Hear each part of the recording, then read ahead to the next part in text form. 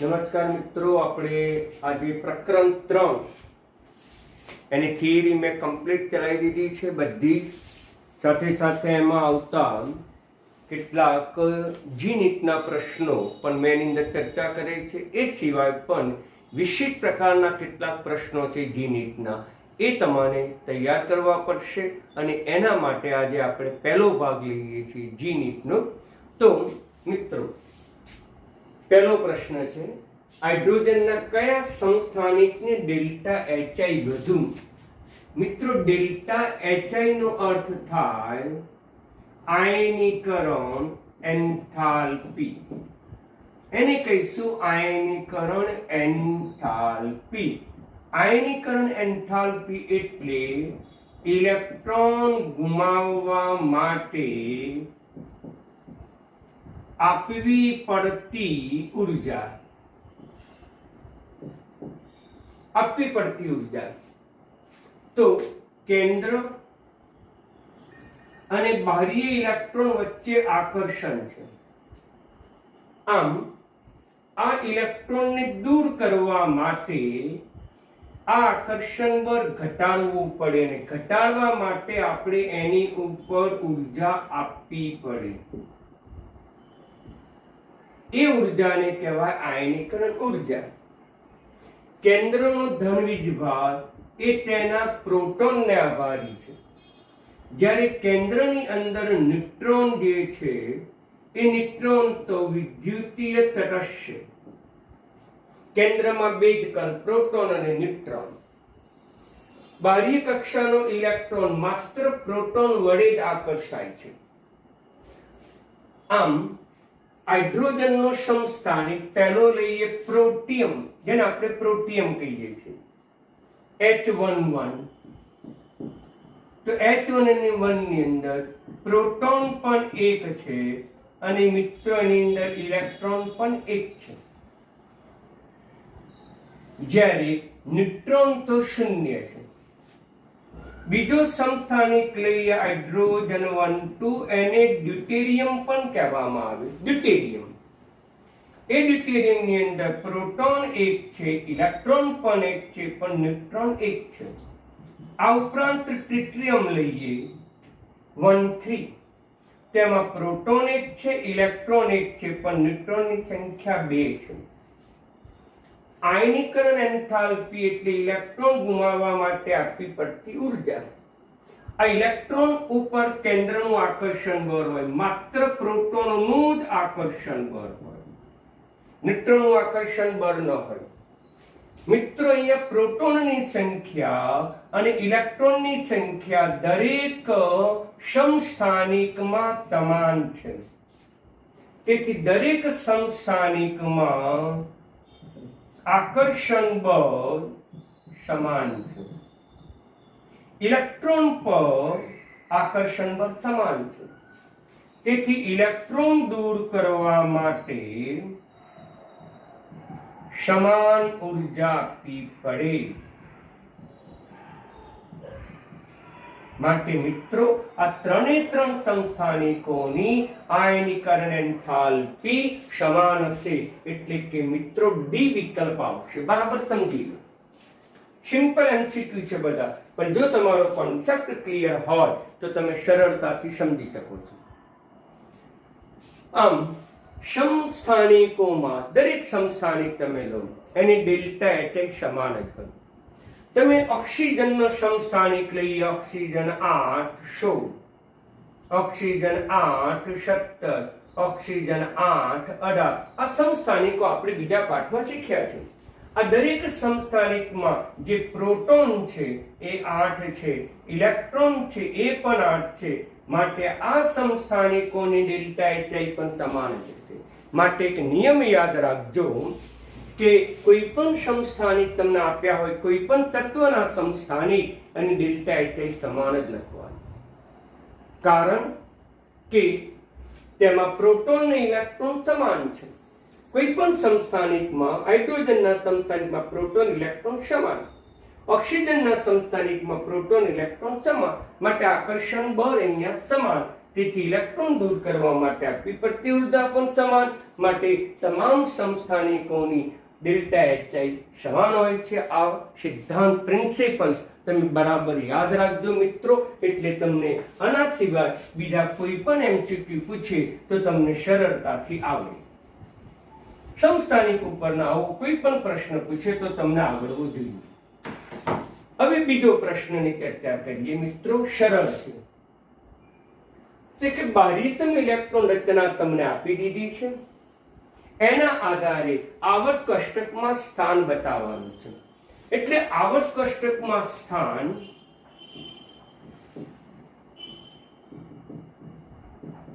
બે રીતે, એક તો ઊભા સમૂહમાં આપણે કયા સમૂહમાં આવેલું છે તે નક્કી કરવું પડે, અને બીજો આડો એટલે કે આવર્ત કયા આવર્તમાં આવેલું છે તે નક્કી કરવાનું.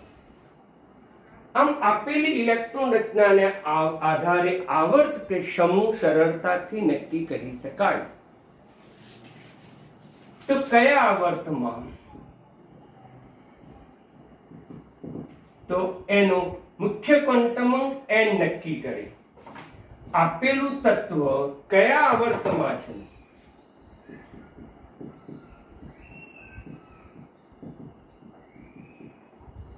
તત્વ છે તો મુખ્ય ક્વોન્ટમ અંક n નક્કી કરે. ચલો આવર્ત પકડાઈ ગયો. કયા આવર્તમાં? તો n નક્કી કરે. કયા સમૂહમાં? તો કયા સમૂહમાં? તો ઇલેક્ટ્રોન રચનામાં રહેલા ઇલેક્ટ્રોનની કુલ સંખ્યા જેટલો તેનો સમૂહ હોય. બસ આટલા સિદ્ધાંતો. આવર્ત કોણ નક્કી કરે? મુખ્ય ક્વોન્ટમ અંક n આવર્ત નક્કી કરે. સમૂહ કોણ નક્કી કરે? તો ઇલેક્ટ્રોન રચનામાં રહેલા ઇલેક્ટ્રોનની કુલ સંખ્યા જેટલો તેનો સમૂહ જોવા મળે. આ સિદ્ધાંત તમે બરાબર યાદ રાખો. હવે આપણે પહેલો લઈએ. પહેલો NH2 NP4 જ્યાં n બરાબર 3. તેથી મિત્રો આવર્ત કયો થશે? આવર્ત અહીંયા થયો. કોણ નક્કી કરે? n. કયા આવર્તમાં તત્વ છે? તો આપેલી n ની સંખ્યા નક્કી કરે. n બરાબર 3 છે મિત્ર, એટલે આવર્ત ત્રીજો આવર્ત. અને મેં તમને બહુ સ્પષ્ટ કીધું છે કે n એ કક્ષા બતાવે, ને કક્ષા એટલે જ આવર્ત. આમ n ની કિંમત આવર્ત બતાવે એ અહીંયા રિપીટ થયું. હવે સમૂહ નક્કી કરવાનો છે. સમૂહ તો કુલ ઇલેક્ટ્રોન કેટલા? કુલ ઇલેક્ટ્રોન તો s ના 2, p ના 6, મારી ભૂલથી p ના 4, એમ કુલ થઈને 2 + 4 બરાબર થશે 6. ઓકે મિત્રો, એટલે સમૂહ થશે છઠ્ઠો. પરંતુ યાદ રાખો આ p જૂથનો તત્વ છે, અને p જૂથના તત્વમાં ઇલેક્ટ્રોનની સંખ્યામાં 10 ઉમેરવા. આમ p જૂથનો તત્વ છે મિત્રો, અને p જૂથનો તત્વ હોવાથી p જૂથનો તત્વ કઈ રીતે ખબર પડી કે આ p જૂથનો તત્વ છે? કારણ કે છેલ્લા ઇલેક્ટ્રોન p કક્ષકમાં દાખલ અથવા તો np કક્ષકમાં દાખલ થાય.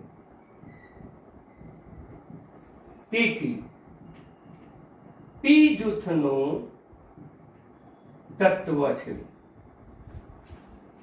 અને p જૂથનો સમૂહ બરાબર ઇલેક્ટ્રોન સંખ્યા વત્તા 10. કારણ કે આપણે આવર્ત કોષ્ટક તમે જોતા હશો, મેં સમજાવ્યું છે કે S અને P જૂથની વચ્ચે આ S જૂથ છે, આ પી જૂથ છે મિત્રો, અને વચ્ચે કયું જૂથ આવે? ડી જૂથ. આમાં 2 સમૂહ, આમાં 10 સમૂહ, અને આ ત્યાર પછી પી જૂથ શરૂ થાય છે. એટલે પ્રતિનિધિ તત્વોમાં પી જૂથ નક્કી કરવું હોય તો વચ્ચેના ડી ના 10 ઇલેક્ટ્રોન અંદર ઉમેરવા પડે.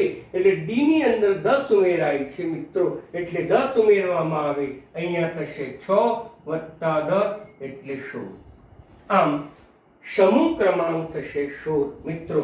તેથી સમૂહ ક્રમાંક થશે 16.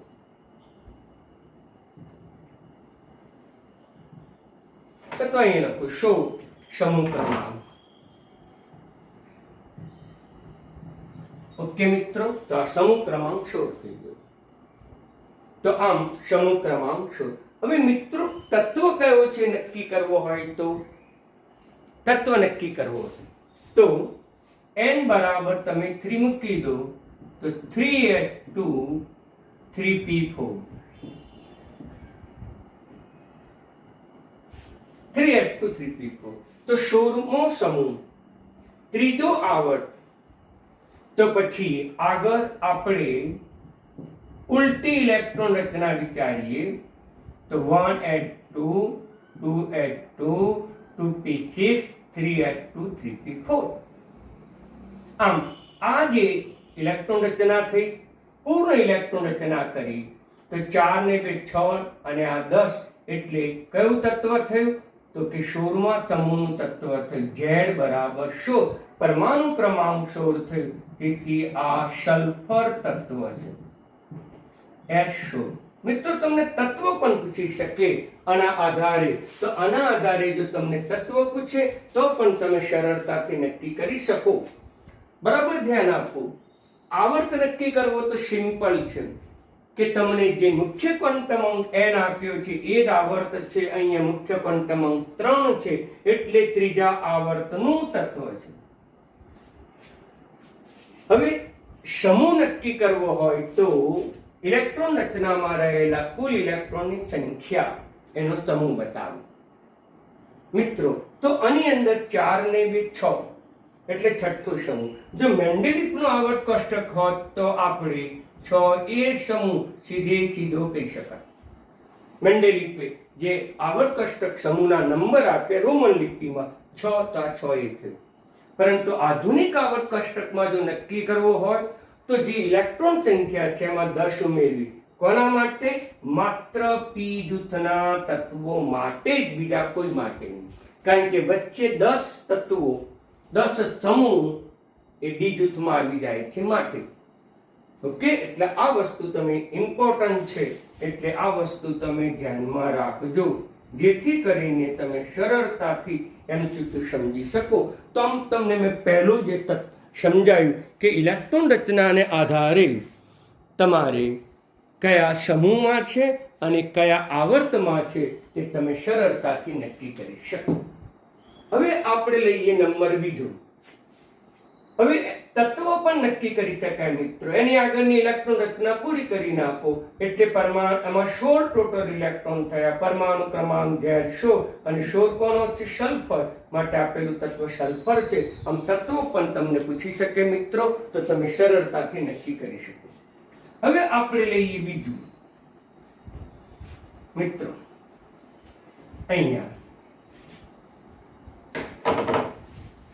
n બરાબર 4 છે.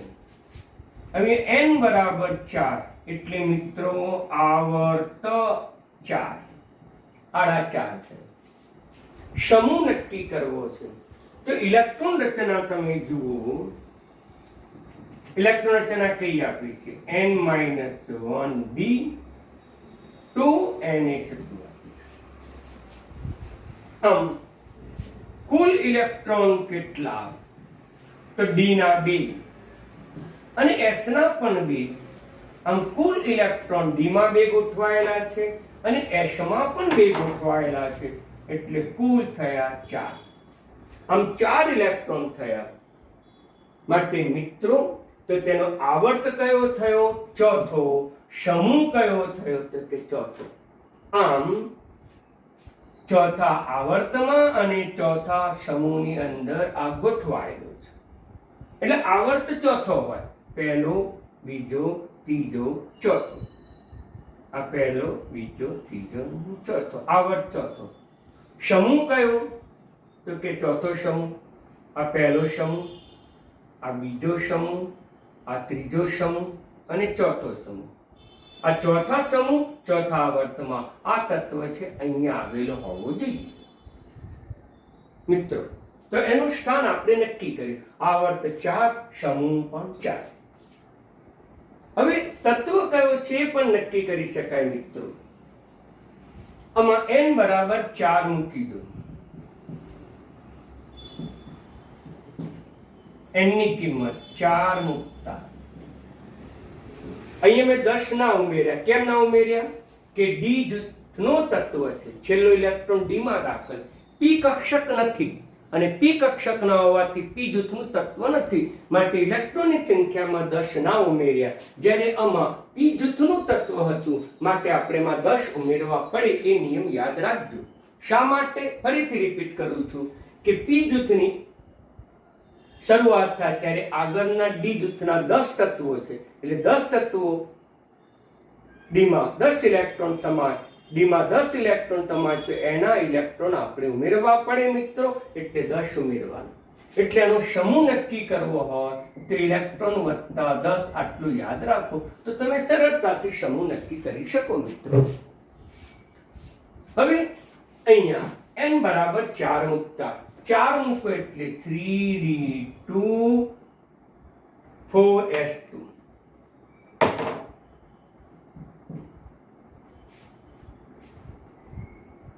હવે આગળ ઇલેક્ટ્રોન રચના કઈ આવે? 1s2 આપણે યાદ કરીએ, 2s2 2p6 3s2 3p6 4s2 અને ત્યાર પછી 3d2. મિત્રો મેં વારંવાર સમજાવ્યું છે કે ભરાય 3d છેલ્લે પણ લખાય આગળ, કારણ કે એના ક્વોન્ટમ નંબર એક સાથે હોવા જોઈએ. મિત્રો કુલ ઇલેક્ટ્રોન કેટલા થયા? તો આના 2, આ તો ટોટલ 10 થયા. 6 ને 2 8 ને 2 10 થયા. આ કેટલા થયા? 6 ને 2 8 ને 2 10 થયા. આ કેટલા થયા? 2. કુલ કેટલા થયા? તો 20 ને 2 22 ઇલેક્ટ્રોન થયા. તેથી પરમાણુ ક્રમાંક Z બરાબર 22 થશે. અને 22 પરમાણુ ક્રમાંક કોનો છે મિત્રો? તો ટિટેનિયમનો છે. માટે આપેલું તત્વ ટિટેનિયમ છે. એ પણ આપણે સરળતાથી સાબિત કરી શકીએ. એટલે આની અંદર બીજું MCQ પણ પૂછે કે આ ઇલેક્ટ્રોન રચના ધરાવતું તત્વ કયું? તો મિત્રો ટિટેનિયમ આવે. આ ઇલેક્ટ્રોન રચના ધરાવતું તત્વ કયું? તો સલ્ફર આવતું હતું. આમ આપણે સમજૂતી લક્ષી આવા MCQ તમારે તૈયાર કરવા પડે મિત્રો. તો તમને આના સિવાય પણ ઘણા બધા પ્રશ્નો આ રીતે પૂછી શકે. હવે આપણે ત્રીજાની તત્વની ચર્ચા કરીએ. તો ત્રીજું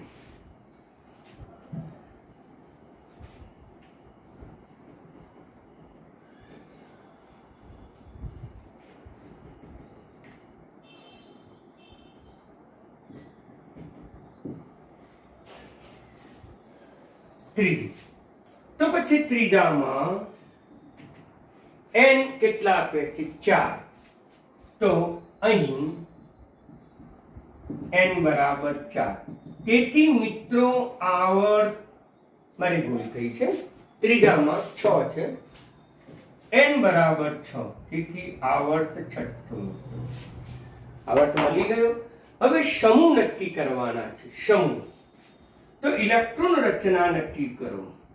આપણને આપી દીધી છે n-2 f7 n-1 d1 ns2. મિત્રો તો પછી કુલ ઇલેક્ટ્રોન કેટલા થયા? તો f ના 7 ઇલેક્ટ્રોન, d નો 1 ઇલેક્ટ્રોન અને s નો 2 ઇલેક્ટ્રોન. તો કુલ ઇલેક્ટ્રોન 10 થયા મિત્રો. તો કુલ ઇલેક્ટ્રોન 10 થયા. તો મિત્રો કયો સમૂહ આવશે? તો F જૂથનું તત્વ છે. કેમ F જૂથનું? કે છેલ્લો ઇલેક્ટ્રોન F કક્ષકમાં દાખલ થાય. અહીંયા F કક્ષક છે એટલે કે આ F જૂથનું તત્વ છે. કયો સમૂહ? તો સમૂહ નંબર 10 આવશે. 10મો સમૂહ થશે મિત્રો. એટલે આવર્ત છઠ્ઠો 10મો સમૂહ જ્યાં ભેગો થાય એ તત્વ છે, પરંતુ એફ જૂથનું તત્વ છે મિત્રો, એટલે એફ જૂથ નીચે આપેલા હશે. આમ એફ જૂથ નીચે આપેલા છે મિત્રો, એટલે એફ ની અંદર આ સમાય છે, પરંતુ તમારે યાદ રાખો સમૂહ ક્રમાંક 10 થશે અને આવર્ત છઠ્ઠો થશે. કયું તત્વ હશે મિત્રો એ પણ આપણે નક્કી કરી શકીએ. તો તત્વ નક્કી કરવું.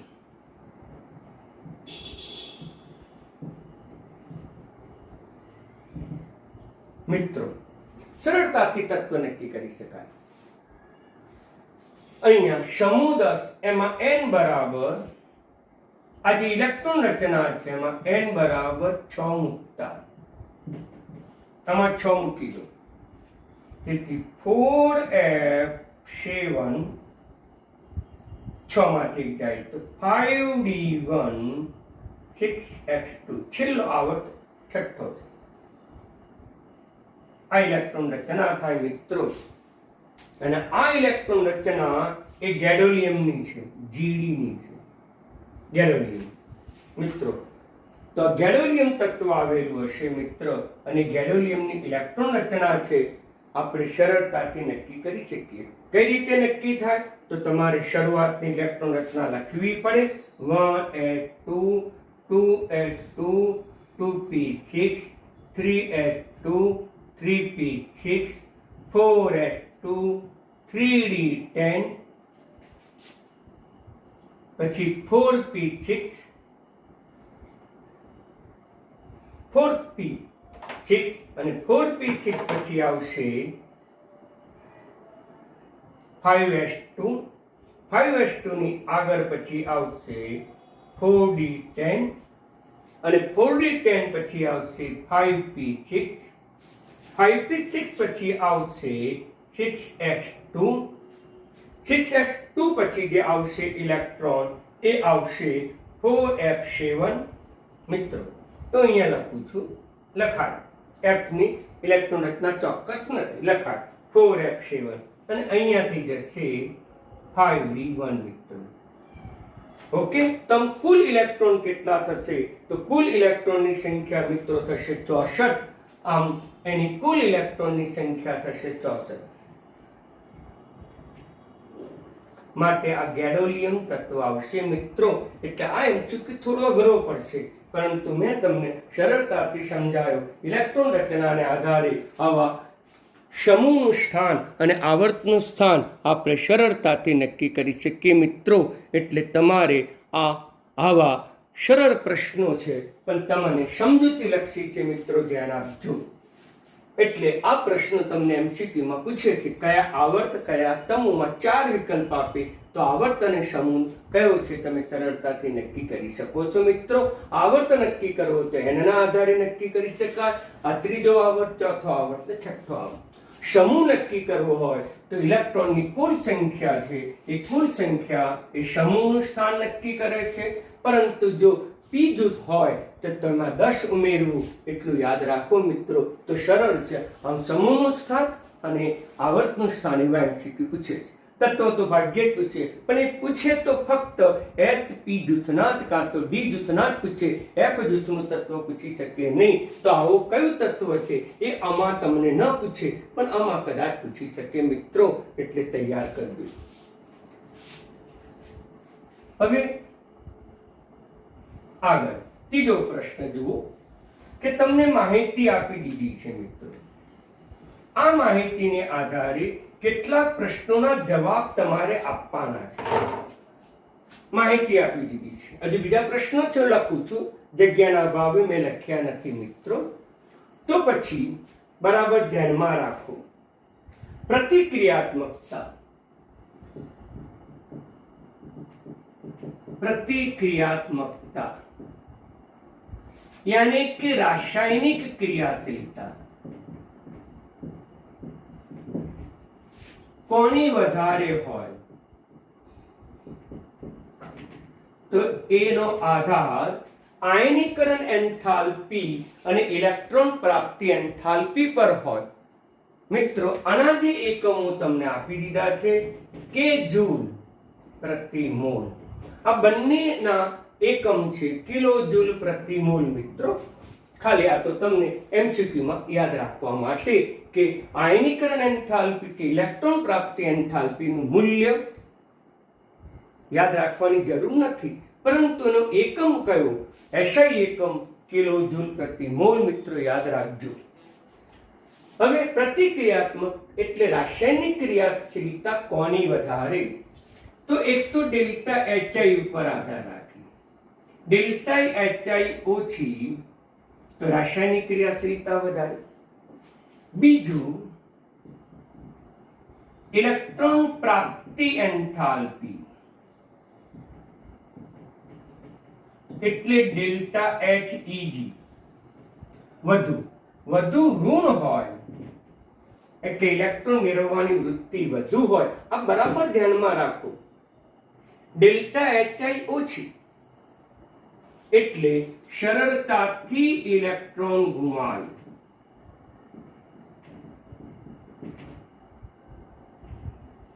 સરળતાથી પોતે ઇલેક્ટ્રોન ગુમાવે, અને સરળતાથી ઇલેક્ટ્રોન ગુમાવે તો રાસાયણિક ક્રિયાશીલતા વધુ, પ્રતિક્રિયાત્મકતા પણ વધુ.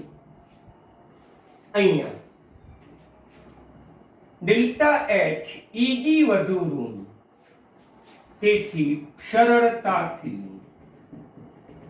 બીજી પરિભાષામાં પ્રબળતાથી ઇલેક્ટ્રોન મેળવે, અને પ્રબળતાથી ઇલેક્ટ્રોન મેળવે તો રાસાયણિક ક્રિયાશીલતા વધુ.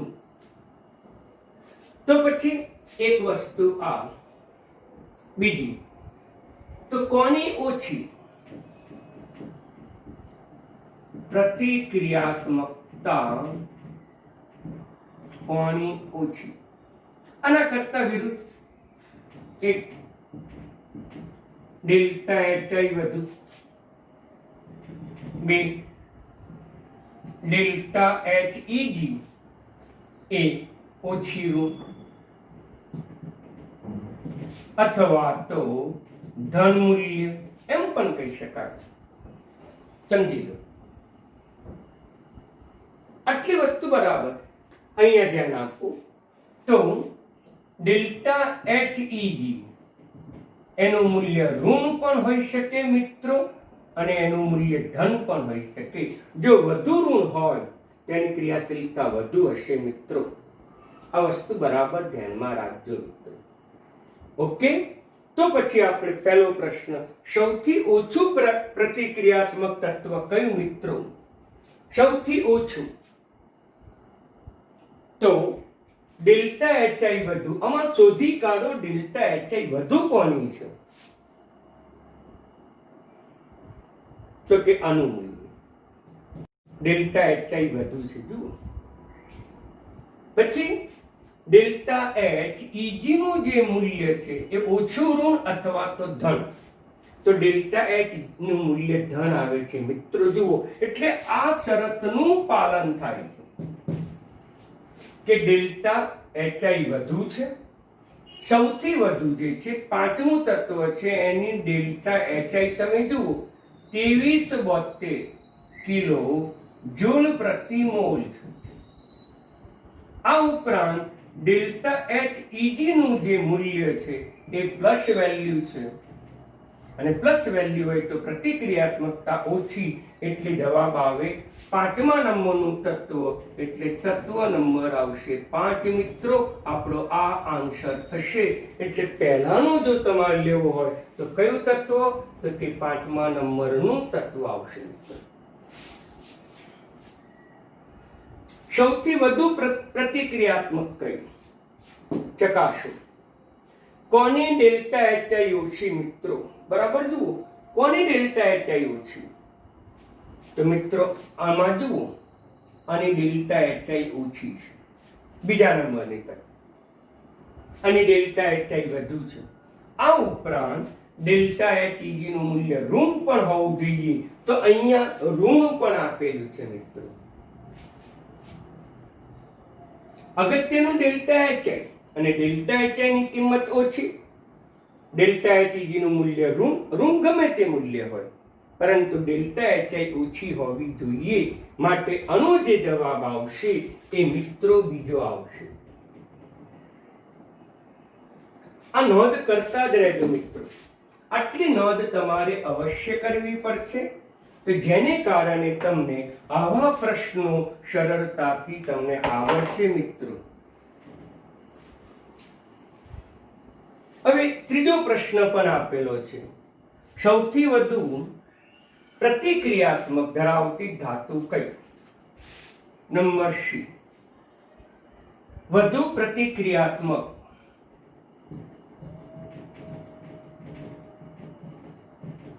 અધાતુ કઈ?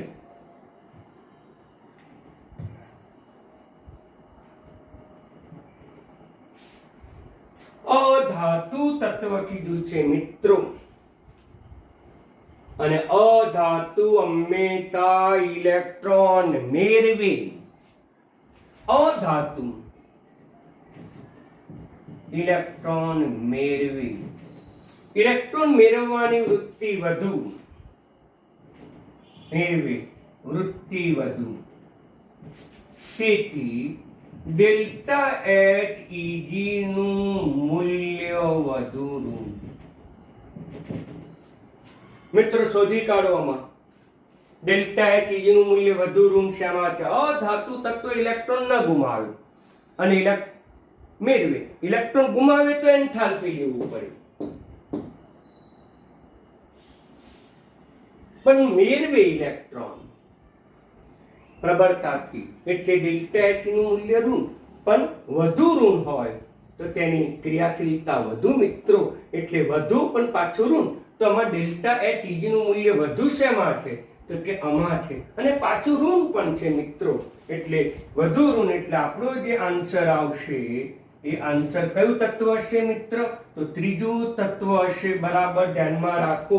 આ બધા જ એમસીક્યુ મોસ્ટ ઇમ્પોર્ટન્ટ છે, જીનીટમાં પૂછાયેલા જ છે, પણ આ રીતે સમજૂતીને આધારે આપણે ચર્ચા કરવી પડે.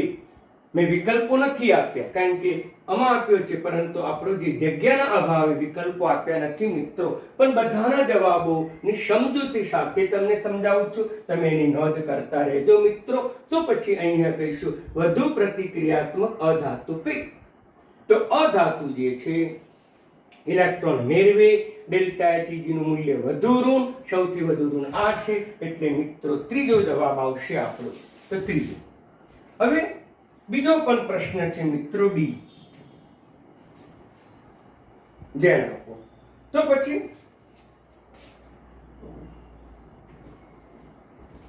ઓછી અથવા તો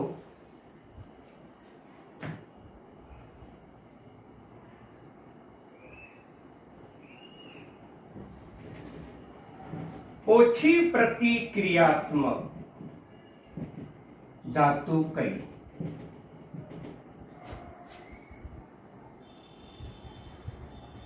ધાતુ ઇલેક્ટ્રોન ગુમાવે મિત્રો, એટલે પહેલી વસ્તુ છે કે ધાતુ ઇલેક્ટ્રોન ગુમાવે. અને ઇલેક્ટ્રોન ગુમાવે એટલે કે ડેલ્ટા એચઆઈ નું મૂલ્ય ધ્યાનમાં લેવું પડે. પ્રતિક્રિયાત્મકતા ઓછી લીધી છે, અને ઓછી પ્રતિક્રિયાત્મકતા હોય તો ડેલ્ટા એચઆઈ નું મૂલ્ય ધ્યાનમાં લેવું પડે. તો ડેલ્ટા એચઆઈ નું મૂલ્ય કેવું હોવું જોઈએ? તો ડેલ્ટા એચઆઈ નું મૂલ્ય સૌથી વધુ હોવું જોઈએ. મિત્રોમાં ડેલ્ટા એચઆઈ નું મૂલ્ય સૌથી વધુ શેમાં જોવા મળે? જુઓ તો કે આમાં. તો મિત્રો આપણો જે આન્સર આવશે તો એ તત્વ કયું? તો આવશે 5મા નંબરનું તત્વ. એ 5મા નંબરનું તત્વ ધાતુ તત્વ છે, એની રાસાયણિક ક્રિયાશીલતા ઘણી ઓછી છે મિત્રો. તો આમ આટલી બાબત જો તમે ધ્યાનમાં રાખશો મિત્રો, તો આવા તમને એમસીક્યુ સરળતાથી આવડશે. અને મિત્રો આ જ એમસીક્યુ આપણા પાઠ્યપુસ્તકમાં પણ આપેલા છે મિત્રો. અને આ જે પાઠ્યપુસ્તકના જે એમસીક્યુ છે મિત્રો, એ પણ હું તમને કહી દઉં કે આ જે છે એ પેજ નંબર આ પહેલો, એ પેજ નંબર 3.25, સોરી મારી ભૂલ થઈ, પેજ નંબર 94, પેજ નંબર 94 અને પ્રશ્ન નંબર છે એ 3.25મો પ્રશ્ન છે, પણ મેં એને એમસીક્યુ સ્વરૂપમાં રૂપાંતર કરી દીધો છે મિત્રો. હવે આ જે પ્રશ્ન છે એ પાઠ્યપુસ્તકનો પેજ નંબર 94 ઉપર છે અને પ્રશ્ન નંબર છે એ 3.30 મિત્રો. આ જે પ્રશ્ન છે, ત્રીજો પ્રશ્ન મિત્રો, ખૂબ ઇમ્પોર્ટન્ટ છે. આના આધારે નીટજીની અંદર ઘણી વખત પ્રશ્ન પૂછાયેલો છે, એટલે આ જે છે એ ઇમ્પોર્ટન્ટ છે. મેં એની સમજૂતી પણ આપી. પેજ નંબર છે 94 મિત્રો. પાઠ્યપુસ્તકમાં પેજ નંબર 94 છે અને એનો જે પ્રશ્ન છે 3.31. એટલે મિત્રો બરાબર ધ્યાનમાં રાખો, આ જે પેજ નંબર છે એ પુસ્તક નું પેજ નંબર છે, આ પણ પુસ્તકનું પેજ નંબર છે અને આ પણ તમારા પુસ્તકનું જ પેજ નંબર છે. મિત્રો તમારા પુસ્તકના સ્વાધ્યાયની અંદર ઘણા બધા એમસીક્યુ આપેલા છે, જે બધા પ્રશ્નને એમસીક્યુમાં રૂપાંતર કરો ને મિત્રો, તેની બહારનો એક પણ પ્રશ્ન હજુ સુધી નીટજીમાં પૂછાયો નથી. એ જ પ્રશ્ન પૂછાય પણ થોડા ટ્વિસ્ટ કરે. જેમ કે આ પ્રશ્ન તમે જુઓ તો ટ્વિસ્ટ કરી નાખ્યો છે મેં અહીંયા મારા અનુભવને આધારે. અહીંયા પણ મારે થોડો ટ્વિસ્ટ કર્યો, કયા તત્વ છે એવું પણ પૂછે, અહીંયા પણ થોડો ફેરફાર કરીને પૂછી શકે મિત્રો. પરંતુ આપણા પાઠ્યપુસ્તકના જ સ્વાધ્યાયના પ્રશ્નોને મેં એમસીક્યુ નીટજીની અંદર રૂપાંતર કર્યું છે મિત્રો. એટલે બધાની નોટ્સ તમે તૈયાર કરજો, એની સમજૂતી સાથે નોટ લખજો મિત્રો. અસ્તુ, ધન્યવાદ.